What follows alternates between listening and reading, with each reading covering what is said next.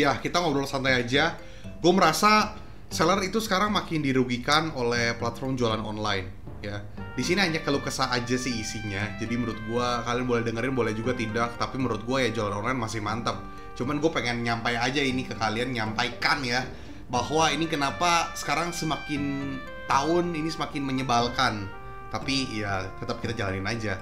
Jadi ini merupakan concern gue juga adalah seller yang berjualan di online.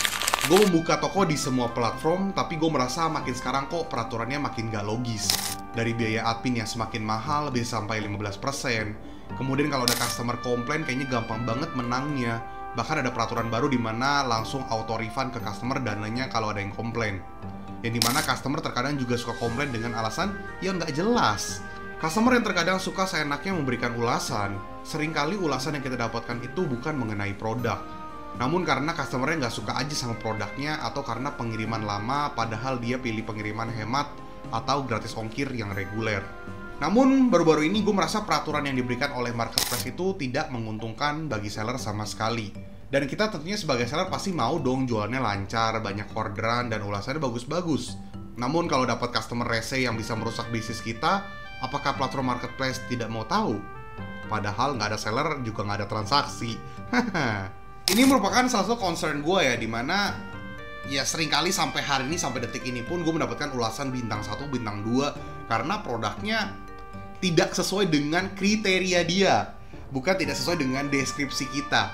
Bedakan ya. Contoh misalnya dia beli gelas, foto udah jelas dari kita, deskripsi udah jelas, ada videonya juga, tapi ternyata ketika sampai di dia, karena dia tidak baca deskripsi misalnya, ternyata ukuran gelasnya lebih besar atau lebih kecil, atau mungkin motifnya ada yang dia nggak suka, dia kasih bintang 1. Dan itu bukan mengenai produk jualan, tapi dia nggak suka atau dia salah memesan. Dia nggak suka dengan produknya atau dia salah memesan, tapi yang disalahkan kita sebagai seller, dan itu langsung diberikan bintang rendah. Dan menurut gua ini bisa jadi concern ya. Ya, menurut gua harusnya dari pihak marketplace itu bisa lebih mensortir, bahkan bisa memberikan atau menghapus ulasan-ulasan yang sekiranya bukan mengenai produk. Nah, kalau misalnya dalam hal ini mereka nggak mau peduli, kasihan seller-seller yang masih baru atau mungkin produk-produk baru yang capek-capek kita bakar uang untuk iklan, capek-capek kita stok banyak-banyak, tapi diberikan bintang 1 dan akhirnya jadinya nggak laku. Dan itu bener-bener menghambat jualan orang banget. Gue tahu banget customer juga nggak mau tahu. Dan gue juga tahu customer ketika gue buat video ini malah komen, itu salah sellernya sendiri. Kenapa jual barang nggak sesuai? Ya nggak nyambung, padahal lu nya aja nggak baca gitu loh. Mengenai pengiriman juga ini gue kesel banget ya. Kalau lu mau dapat gratis ongkir, kalau lu mau pakai pengiriman yang paling murah se-Indonesia, lu harus tahu konsekuensinya adalah pengiriman lama.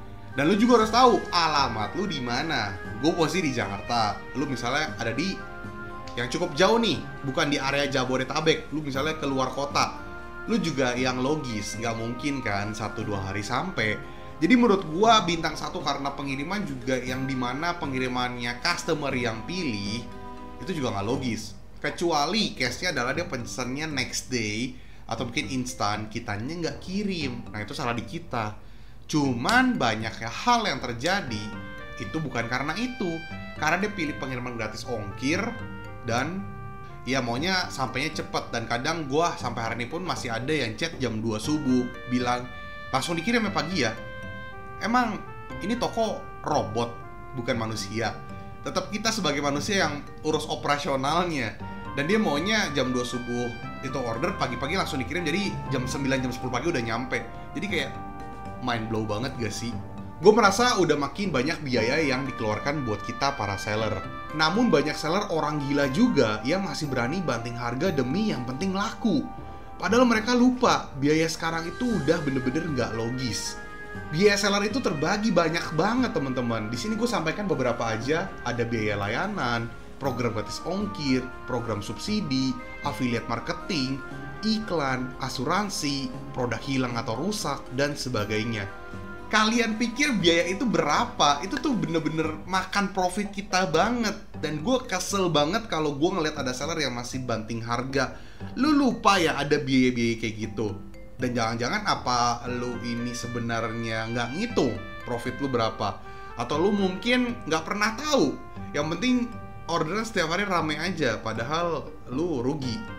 Tentu saja biaya tersebut kurang lebih bisa memakan 15-20%, bahkan bisa sampai 30%. Memang banyak hal yang bisa kita minimalisir, seperti tidak mengikuti semua program, menghindari menjual produk yang mudah rusak atau pecah, sehingga biaya bisa kita press sampai maksimal 15%. Namun gue merasa kita udah nggak bisa juga untuk mengambil margin terlalu sedikit. Gue tahu masih banyak seller yang melupakan biaya-biaya ini, sehingga nggak apa-apa banget untuk ambil margin cuma 2-5%. Sedikit ya, kayaknya lupa dia ada biaya lain-lain. Bisa dibilang jualan online sekarang udah agak sulit kalau kalian itu tangan ketiga ke bawah. Kalau masih tangan pertama atau tangan kedua masih oke lah. Karena faktanya udah banyak pabrik, supplier, distributor juga jualan di online. Dan mereka juga press harga banget. Namun yang kita tahu mereka masih profit yang lumayan. Sedangkan kita nggak bisa ambil profit terlalu banyak. Dan harus memikirkan biaya-biaya tersebut. Sekarang paling oke kalau kalian bisa langsung ada kenalan dari pabrik atau supplier atau distributor langsung. Bahkan kalau bisa kalian buat produk kalian sendiri, jadi kalian bisa atur margin kalian dan gak gitu pusingin soal kompetitor. Gross profit yang oke saat ini menurut gua sebenarnya adalah minimal banget 20%, kalau bisa 30%. Karena seperti yang kita tahu banyak biaya-biaya, namun kalau kalian mau dapat 20-30% profit, ya kalian nggak bisa menjadi tangan ketiga, tangan keempat, dan seterusnya. Makanya banyak seller yang bangkrut dan tutup, memutuskan untuk tidak jualan lagi, atau bahkan memutuskan untuk mencari produk jualan yang lain, dan banyak juga yang berpindah menjadi affiliate biar nggak pusing. Soalnya jualan makin susah, profit makin kecil. Ya itulah bisnis, tidak ada yang mudah. Kalau bisnis itu selalu lancar, enak bener, semua mau jadi pembisnis ya gak sih? Jadi bisnis itu memang sulit, namun kalian coba pikirkan lagi. Kita sebagai seller ada dua sisi yang harus kita pikirkan. Kenyamanan customer, kenyamanan platform, dan kenyamanan mengenai perputaran bisnis kita dong. Jadi di sini gue menyampaikan keluh kesah gue dalam segi seller.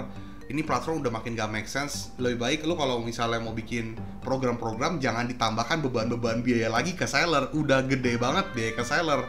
Udah gitu seller-seller juga pada banting-bantingan harga. Udah gitu minta ada program-program yang lu harus paling murah. Jadi lu maunya apa? Minus 100% apa gimana? Ya well, menurut gua sih kalau lu ada kenalan pabrik, lu ada kenalan distributor, supplier, atau lu impor, itu lebih cuan sih dibandingkan lu tangan keempat, tangan kelima, itu udah jauh lebih berat. Kecuali lu nggak pentingin ya orderan banyak ya, yang penting jualan aja, terus profitnya gede, ya itu nggak masalah juga. Cuman kalau lu mikirin jangka panjang, lu butuh orderan yang banyak setiap harinya, ya lu nggak bisa juga sih ngambil profit terlalu gede, apalagi kalau lu tangan ketiga, tangan keempat, tangan kelima, dan seterusnya. Tetap menurut gua masih bisa jualan, tinggal pinter-pinter kalian aja memaksimalkan penjualan kalian. Melangkah tanpa strategi akan membuat kalian rugi. Kalau bisa, kalian mulai pikirkan untuk mencari pabrik, supplier, distributor, produksi, atau bahkan impor, supaya kalian tidak terlalu pusingin produk dan profit, dan masih bisa berlangsung jangka panjang bisnis online-nya. Semangat! Ya ini keluh kesah gua aja, tapi menurut gua ya jualan online yang makin mantep. Gak dipungkiri jualan online itu makin legit teman-teman. Bahkan sekarang jualan lewat live streaming juga mantep. Ya jualan online makin gampang lah menurut gua. Cuman profitnya aja. Ya makanya pinter-pinter kalian lah dalam memilih produk. Pinter-pinter kalian juga dalam mencari kenalan pabrik, mencari kenalan distributor. Pinter-pinter kalian, bahkan kalau bisa ya kalian bikin brand kalian sendiri aja lah. Ya, jadi jualan online makin easy menurut gua. Tapi sekarang harus lebih pintar aja. Nggak bisa tuh cuman kayak ngandelin jualan, iklan, lalu profit. Nggak, sekarang lebih sulit. Oke teman-teman. Ya dalam case itu sulit ya, tapi jualannya tuh lebih gampang. Oke, dibedakan ya. Oke guys, itu aja keluh kesah gua. Kalian boleh komen juga, kalian ada keluh kesah apa. Semoga video ini bisa ditonton sama marketplace ya, platform-platform, supaya kalian tidak terlalu membebankan kepada seller yang dimana biaya udah gede banget. Jadi camkan ini platform-platform ya. Oke. Semoga teman-teman di sini terbantu, mendapatkan insight baru, semangat baru, dan ya sharing-sharing aja lah supaya seru teman-teman. Dan buat teman di sini yang belum like video ini, silahkan like video ini teman-teman. Jangan lupa untuk subscribe, komen, dan like sebanyak-banyaknya. Nyalakan notifikasi biar kalian nggak ketinggalan video-video baru dari gua. Dan jangan lupa untuk follow sosial media gua teman-teman, dan ditonton video-video gua yang lain. Semoga video ini dapat membantu kalian. Rio Gandhi, peace out.